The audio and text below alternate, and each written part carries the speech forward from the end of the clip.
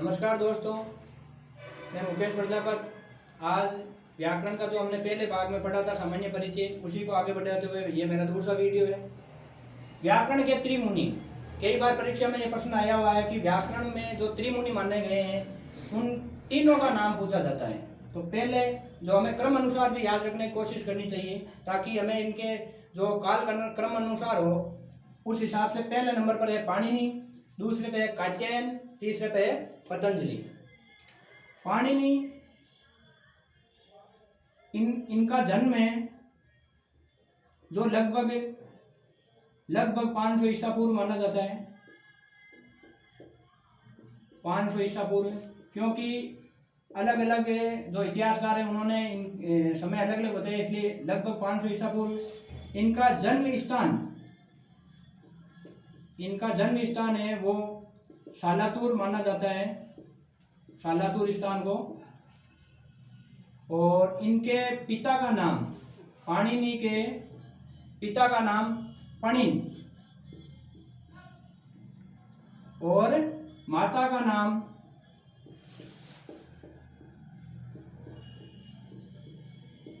नाम दाक्षी। और जो पाणिनि के गुरु थे उनका नाम था उपवर्ष।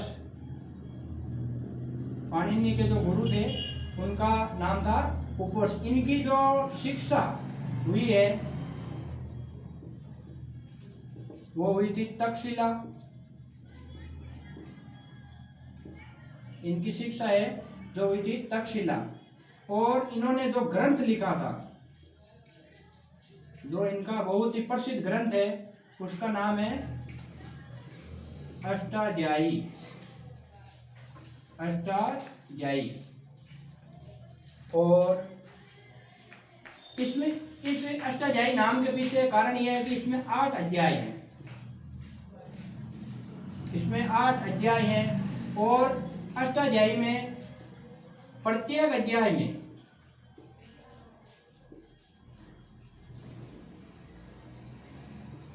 अध्याय में 4 पाद हैं। तो कुल पाद हो गए 32।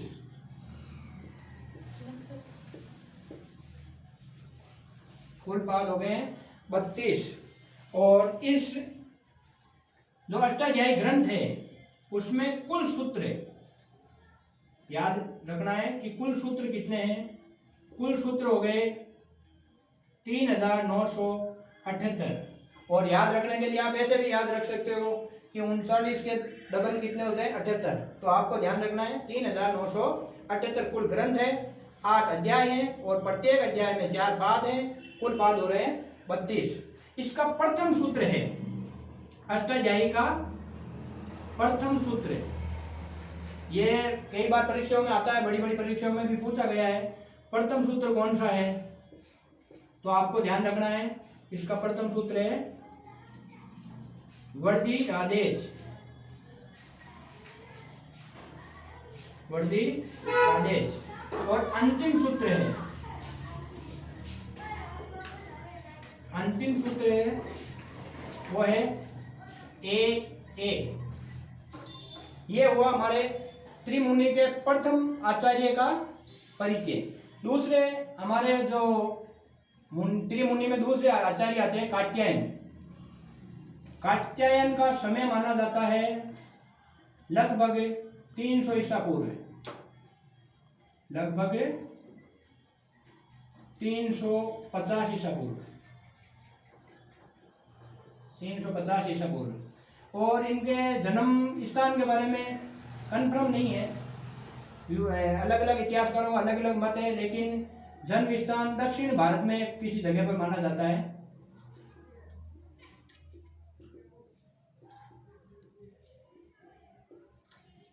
इन्होंने वार्तिकों की रचना की थी।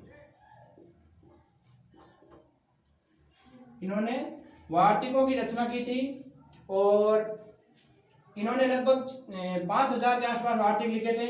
और उन्हीं वार्तिकों की जो पुस्तक मिलती है, वर्तमान में जो पुस्तक अवेलेबल होती है वो है व्याकरण सिद्धांत कौमुदी। व्याकरण सिद्धांत कौमुदी। और इस पुस्तक के जो रचयिता है वो है भट्टोजी दीक्षित। भट्टोजी दीक्षित।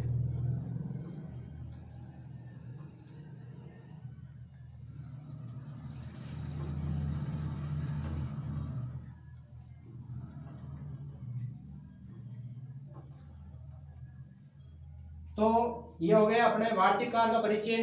तीसरे अपने जो मुनि हैं वो है पतंजलि। पतंजलि का समय है जो लगभग 150 ईसा पूर्व माना जाता है। और इन्होंने जो अपना ग्रंथ लिखा वो है महाभाष्य। इनका जो ग्रंथ है वो है महाभाष्य। इनको महाभाष्यकार भी कहा जाता है। और इस ग्रंथ को 83 या 84 दिनों के अंदर लिखा हुआ माना जाता है। मतलब एक इसको कहते हैं कि 83 या 84 एहनिक ग्रंथ। एहन का अर्थ होता है दिन, तो इस हिसाब से ये 83 या 84 दिन में लिखा हुआ ग्रंथ माना जाता है। और एक चीज और, कात्यायन का जो उपनाम था वो था वर रुचि।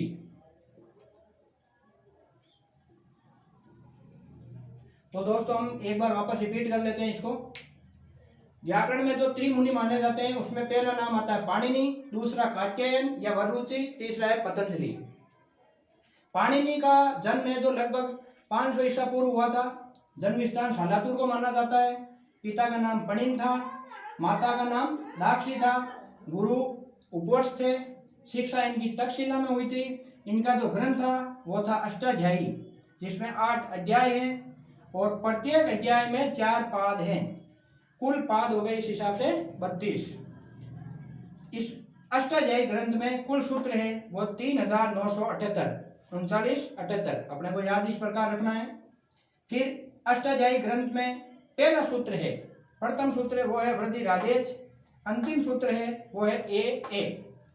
दूसरे हमारे त्रिमुनि में दूसरे मुनि है कात्यायन, उपनाम वररुचि, अन्य नाम जो वररुचि कहा जाता है।